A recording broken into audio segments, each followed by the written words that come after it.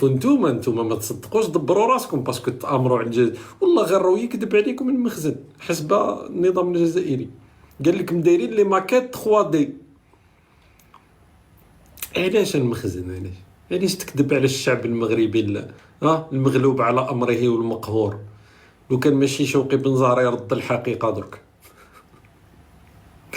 كارثه والله، راه مشكل كبير.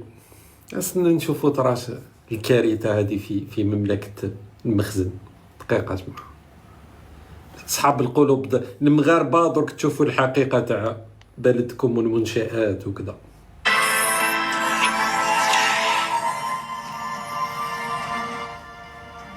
اي والله هذا كامل 3 دي يا جماعه، هذه بالذكاء الاصطناعي.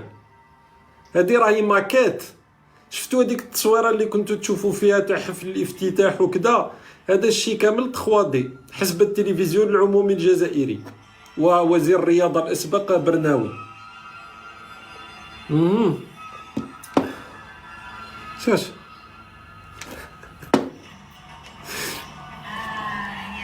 كانش منها يا خو. واليوم راه معنا جماعه يا خو تربيه بويا راهم يسبوا في التعليقات.